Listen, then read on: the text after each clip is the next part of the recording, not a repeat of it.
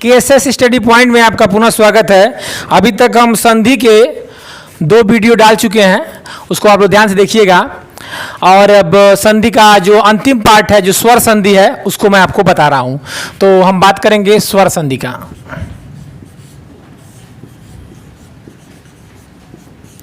स्वर संधि प्रतियोगिता में बहुत इंपॉर्टेंट संधि है। स्वर संधि का मतलब पहले जानिए। देखिए, 2 स्वरों के मिलने से जो विकार उत्पन्न होता है, जैसे मान लीजिए यानी कि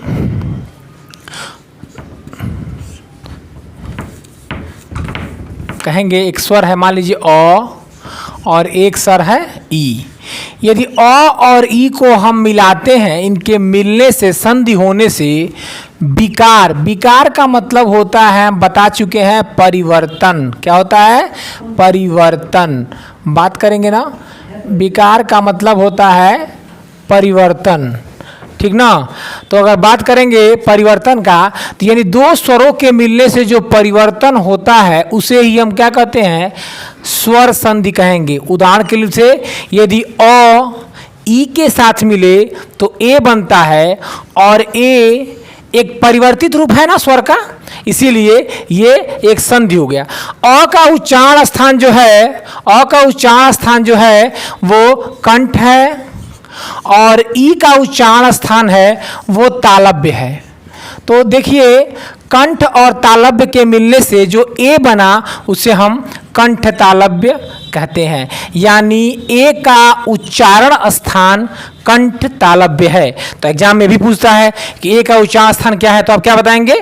कंठ तालव्य। ठीक है, यहां तक कोई डाउट नहीं होगा आपको। ठीक है, हम स्वर संधि पढ़ रहे हैं। अब आते हैं स्वर संधि के प्रकार पर, टाइप्स ऑफ स्वर संधि। तो देखिए, अगर स्वर संधि के प्रकार की बात करेंगे तो स्वर संधि 5 प्रकार का होता है। कितने प्रकार का होता है? 5 प्रकार का होता है। ठीक है ना। अब यहाँ क्या होता है कि आप परेशान रहते हैं कि सर संधि कैसे करेंगे, क्वेश्चन करेंगे और ये मिले तो ये बने, बहुत सी परेशानियां बच्चों को होता है।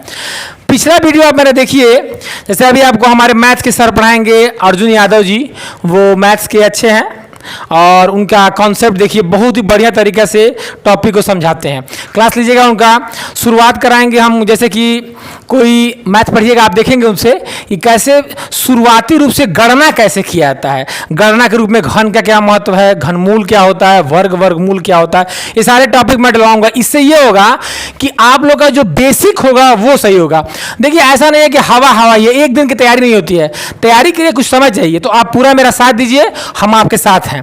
कोई ऐसा टॉपिक नहीं छोड़ेंगे, और वो किसी भी किताब से, ऐसा नहीं है कि हम यूट्यूबर हैं, यूट्यूब पे पढ़ा रहे हैं तो थोड़ा सा पढ़ा दें छोड़ दें, ऐसा कुछ नहीं होगा। डिटेल पढ़ाएंगे। तो हम आगे आते हैं। अब आते हैं स्वर संधि के प्रकार पर। तो आएंगे स्वर संधि के प्रकार। किस पर आ जाएंगे हम? स्वर संधि के प्रकार पर आएंगे। स्वर संधि के प्रकार पर आते हैं। देखिएगा, ये 5 प्रकार का होता है। ध्यान से देखिएगा, यहां से सभी लोग स्वर संधि को जान जाएंगे। देखिए, ये 5 प्रकार का। पहला क्या? देखिए, पहला जो है, इसे कहते हैं दीर्घ संधि। पहला कौन सा है? दीर्घ संधि। ध्यान समझिएगा, ये क्या है? दीर्घ संधि है। दूसरा करेंगे, दूसरा अगर हम बात करते हैं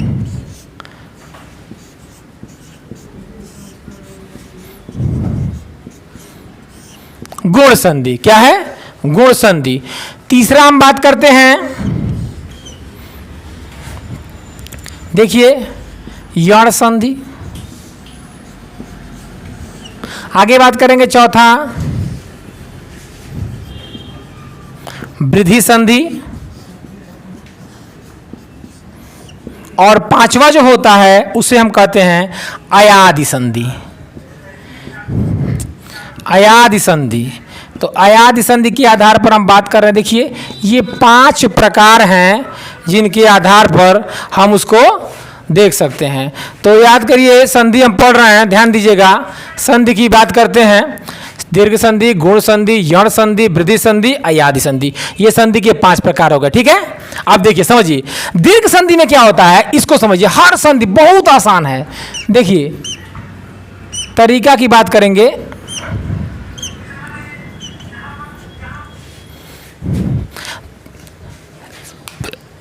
टेक्निकल जरा उधर देखिए, कोई दिक्कत है क्या? हाँ, वीडियो सही चल रहा है ना मेरा? हिल नहीं रहा है ना? हाँ ठीक है।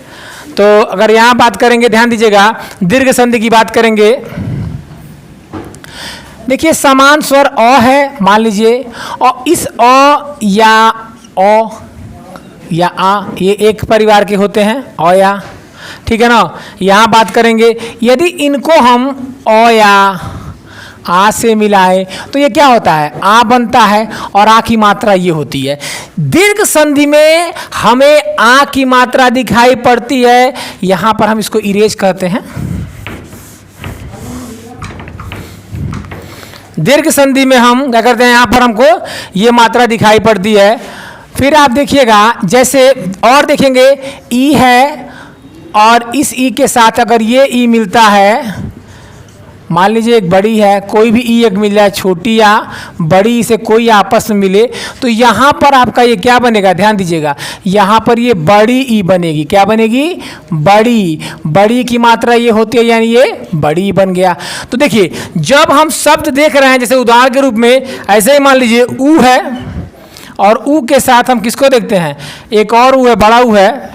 अगर ये आपस में ऊ या बड़ा ऊ किसी से मिले तो फिर बड़ा ऊ बनता है। तो बड़ा ऊ का मतलब क्या होता है? बड़ा ऊ का मतलब ये इसकी मात्रा होती है, स्वर ही मात्राएं होती हैं, ध्यान दीजिएगा। तो अगर स्वर मात्राएं हैं, आ ई बड़ा ऊ दिखाई दे रहा है, जैसे हम एक शब्द देख रहे हैं, जैसे अब उदाहरण देखिए, जैसे ये आ की मात्रा दिख दे, बड़ी की मात्रा दिख जाए, और अगर ऊ की मात्रा दिख जाए बड़ा ऊ का, तो वहां पर दीर्घ संधि होगा। वहां पर क्या होगा? दीर्घ संधि होगा, ठीक है ना। अब यहां देखिए, जैसे बात करते हैं किसका? टेक्निकल कुछ इशू हो रहा है, ठीक ना? हाँ उसको देख, सही है, ठीक। तो देखिए यहां बात कर रहे हैं, देखिए अगर ये समान स्वर, अब देखिए सवाल कैसे आप जानेंगे? सबसे पहले तो संधि, स्वर संधि की पहचान आवश्यक है। क्या पहचान होता है? उदाहरण स्वरूप अगर मान लेते हैं, देखिए जैसे एक शब्द है, मान लीजिए हम लिख दिए विद्यालय, हम एक शब्द लिख रहे हैं विद्यालय, तो यहां पर देखिए ये आ की मात्रा लगी है ना, तो हम ये जान गए यहां आ की मात्रा लगी है, निश्चित तौर पे बड़ा आ मतलब दीर्घ हुआ ना, तो ये दीर्घ संधि का शब्द है। ऐसे एक शब्द है, मान लीजिए हमने बोल दिया लघुर्मी, देखिए लघुर्मी, तो देखिए यहां पर घ पर बड़ा की मात्रा लगी है ना, तो क्या हो गया? ये दीर्घ संधि का हो गया। इसी तरह अगर हम बात करें, मान लीजिए हम बोल दें एक शब्द महिष, मान लीजिए महिष, तो देखिए यहां बड़ी की मात्रा लगी ना। जब भी इस तरह के सवाल दिखे, आ की मात्रा हो, बड़ा की मात्रा हो, बड़ी की मात्रा हो, तो उस परिस्थिति में हम कहेंगे कि ये कौन सी संधि है? दीर्घ संधि है। तो अब देखिए हम बनाने का प्रयास करते हैं। जैसे मान लीजिए विद्यालय का ही है, तो पहचान लिए। पहले तो आप अगर यूपीपी या फिर जीडी, एसएससी जीडी या वनडे एग्जाम देते हैं, तो वहां एक सवाल आता है, पूछ देगा कि एक सवाल कि देवालय में कौन सा संधि होगा? बोला देवालय में कौन सा संधि होगा, ऐसे लिख दिया। तो अगर आप जानते हैं कि यहां पर दीर्घ की मात्रा लगी है, आ की मात्रा लगी है ना, तो ये तो क्लियर हो गया कि ये दीर्घ संधि है। तो दीर्घ संधि में हम मात्राओं के आधार पर ये जान लेते हैं कि ये कौन सा संधि है। तो तरीका समझ में आ गया। आगे बढ़ते हैं। अब हम कुछ क्वेश्चन, जैसे मान लीजिए विद्यालय करते हैं, तो विद्यालय में देखिएगा दीर्घ स्वर में समान स्वर आपस मिलते हैं। कैसे मिलते हैं? समान स्वर। इसमें क्या मिलते हैं? समान स्वर आपस में मिलते हैं। समान स्वर, जैसे मान लीजिए इसको विद्यालय में कहेंगे विद्या धन आलय। देखिए विद्याधन आलय। अब देखिए समान स्वर, ये जो आ की मात्रा है इसको हम स्वर रूप में आ लिख सकते हैं, और ये आलय है, ध्यान दीजिएगा, आ और आ जब मिलेंगे तो ये क्या बनेगा, ये आ ही बनेगा। और याद रखिए किसी भी व्यंजन के साथ जब हम स्वर को लगाते हैं तो वो मात्रा के रूप में लग जाता है। किसी भी व्यंजन के साथ ध्यान दीजिएगा, जब भी कोई व्यंजन या स्वर आपस में जुड़ेगा तो वो स्वर के रूप में ना हो के बल्कि मात्रा के रूप में रहेगा। ठीक है ना, ठीक है, ठीक, आगे बढ़ते हैं। यहां तक देख लीजिए, ले सकते हैं आप लोग स्क्रीनशॉट। ये हमारा एक आ की मात्रा वाला हुआ जिसको हम इरेज करते हैं।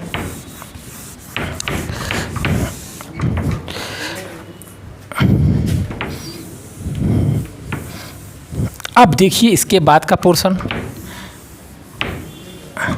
इसके बाद की हम बात करते हैं। तो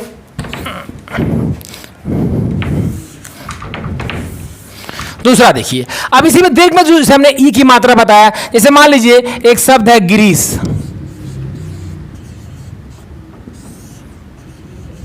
क्या है एक शब्द गिरीश। गिरीश शब्द को अगर आप देखते हैं, मान लीजिए गिरीश है, मार्कर चेंज करना पड़ेगा लग रहा है। अब यहाँ देखिए हम बात करते हैं जैसे गिरीश का, देखिए तो गिरीश ये शब्द है,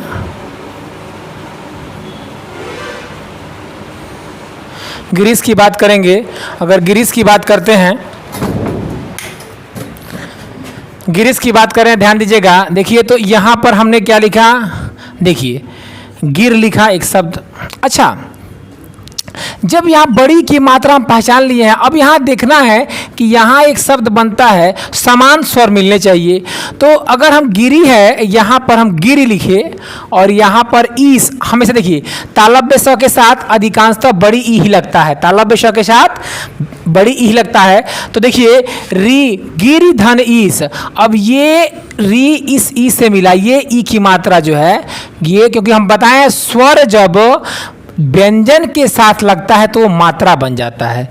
स्वर जब व्यंजन के साथ लगता है तो मात्रा बन जाता है, और ये जब मात्रा बना, ध्यान दीजिएगा, तो हो गया गिरीश। क्या बना, ये गिरीश बन गया। तो देखिए यहाँ पर समान स्वर मिले तो ये हो गया। अब एक और बताते हैं, जैसे मान लीजिए लघुर्मी एक शब्द है, तो यहाँ बड़ा ऊ की मात्रा है दीर्घ संधि, लिखा लघु धन ऊर्मी। देखिए ये ऊ की मात्रा है ना, और ये बड़ा, यानी छोटा ऊ धन बड़ा ऊ मिला तो क्या बना, बड़ा ऊ मात्रा ही होता है, तो यही लगा दिया गया लघुर्मी, लघु धन ऊर्मी, और ये क्या बन गया लघुर्मी। यानी कि समान स्वरों के मिलने से जो बनता है उसे हम क्या कहते हैं, उसे हम कहते हैं दीर्घ संधि। ठीक है, तो ये दीर्घ संधि के हो गए।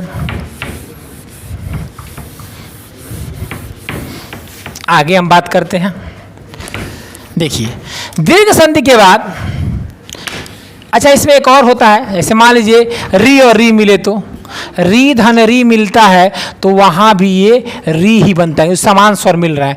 जैसे मातृण एक शब्द है तो हम बोलेंगे मातृ धन ऋण। देखिए तो ये री की मात्रा है और ये री है, तो री की मात्रा और री आपस में मिले तो री ही तो बनेंगे, और हम आगे बढ़ाएंगे तो लिख देंगे मातृण। तो देखिए तो री से मिलने से भी क्या बनता है, दीर्घ स्वर बनता है। तो दीर्घ स्वर का एक ये भी रूप है। इस प्रकार दीर्घ संधि का समापन होता है। ठीक है, अब हम आते हैं अगले में टॉपिक में। तो अगला जो मेरा है उसे हम कहते हैं, नेक्स्ट है वो गुण संधि। कौन सी संधि है वो, गुण संधि बात होती है। देखिए गुण संधि की बात करते हैं, जैसे मान लीजिए दो संधि आपको हम बता देते हैं, गुण और संधि, फिर हम आगे डाल देंगे। थोड़ा आराम से चलिए लेकिन डिटेल पढ़िए। गुण संधि बात, गुण संधि में एक ही मात्रा हो, एक ही मात्रा मतलब ऐसे होता है ना, स्वर रूप में इसको ऐसे लिखते हैं, या ओ की मात्रा हो, ओ की मात्रा का मतलब हम स्वर कैसे लगाते हैं, ऐसे लगाते हैं, या ओ की मात्रा हो, तो ए की मात्रा हो या ओ की मात्रा हो, या अर मतलब ध्यान दीजिए ऐसे कि ये ऐसे लिखा आपको मिल जाए। देखिए ट्रिक है, ये ट्रिक है, तो ऐसे लिखा मिल जाए तो वहाँ पर क्या होगा, जैसे मान लीजिए अब हम एक जाते हैं गुण संधि में। जैसे देखिए ए की मात्रा दिख रहा है ना आप लोग को, ए की मात्रा, ओ की मात्रा और यानी ऐसे देखिए, जैसे मान लीजिए एक शब्द है सुरेंद्र, तो देखिए सुरेंद्र में किसकी मात्रा है, ए की मात्रा है ना, तो अब देखिए ए की मात्रा लगी, सुरेंद्र लिखे हैं, तो जैसे ही ए की मात्रा देखिए हमने कहा कौन संधि है, गुण संधि है। हम बोले कि राजेंद्र, तो देखिए राजेंद्र में भी ए की मात्रा है ना, तो ये भी गुण संधि है। तो देखिए पहचान हो गया। ओ का बताते हैं, जैसे मान लिया गया महोदय, तो देखिए महोदय है ना, तो यहाँ ओ की मात्रा है, तो क्या हो गया, ये महोदय हो गया। अच्छा एक और ऋषि वाला मान लिया गया महर्षि, तो देखिए ये आरसी आ गया, आरसी आ गया। देवर्षि, देखिए ब्रह्मर्षि, राजर्षि, देखिए कोई भी लड़का हो कैसे भी करें आप, देखिए ब्रह्मर्षि, देवर्षि, सप्तर्षि। इसके अलावा बताइए कोई और हो तो, जितने आरसी अर्सी रहे देखते ही लगाएंगे कौन संधि है, गुण संधि है। तो ये गुण संधि का पहचान हो गया। गुण संधि यानी ए की मात्रा, ओ की मात्रा और ई। तो इस प्रकार दीर्घ संधि हम पढ़े और गुण संधि की पहचान किए। ठीक है, तो हम क्लास इतना ही रख देते हैं, ठीक है ना। अगला क्लास का मैथ की क्लास हम डालेंगे आज आप लोग को जानने के लिए। सर को बुलाएंगे, हमारे अर्जुन सर आएंगे, क्लास लेंगे। ठीक है, वीडियो को देखते रहिए, शेयर करिए, लाइक करिए और सब्सक्राइब करिए। Thank you. तो जाने से पहले एक बार और ध्यान लीजिएगा, हम गुण संधि को, कुछ बच्चे बोले कि सर एक बार बता दीजिए, तो गुण संधि में देखिए ए की मात्रा, ठीक है ना, ये ए की मात्रा और ये इसको हम स्वर रूप में ऐसे लिखते हैं, ये ओ की मात्रा लगी रहेगी और ये अर लगा होगा। अर का मतलब ये अर कैसे होता है अभी हम बताएंगे, अब जब बनाएंगे संधि तो बताएंगे, ध्यान दीजिएगा। जैसे सुरेंद्र में, सुरेंद्र की बात करेंगे, देखिए तो ये ए की मात्रा लगी है ना, सुरेंद्र में ए की मात्रा, राजेंद्र में ए की मात्रा लगी है और महोदय में ओ की मात्रा लगी है। ध्यान दीजिएगा, थोड़ा सा पहले हम थोड़ा सा ये मात्रा ओ की लग गई थी, तो इसको हम बता दे रहे हैं आप लोगों को ना, ध्यान दीजिए, यहाँ ध्यान में उसको मिटा दीजिएगा आप लोग। तो ये ए की मात्रा ए लिखा, ओ की मात्रा में ओ लिखा, ठीक है ना, और लिखा। तो ऐसे देख कर, से मान लीजिए कोई आपसे कोई बोल दे महेश, तो तुरंत आप कहेंगे कि भैया राकेश बोला ना, तो राकेशेंद्र की ये एक ही मात्रा लग गई, ये एक ही मात्रा लगी है। जैसे एक ही मात्रा आपको दिखाई दे तो 99% ये गुण संधि होता है। अभी आप क्वेश्चन पेपर उठाइएगा और पहचानिएगा कौन गुण संधि का है, और ये देखेंगे आप करेंगे, कल इसको हम कराएंगे। Thank you.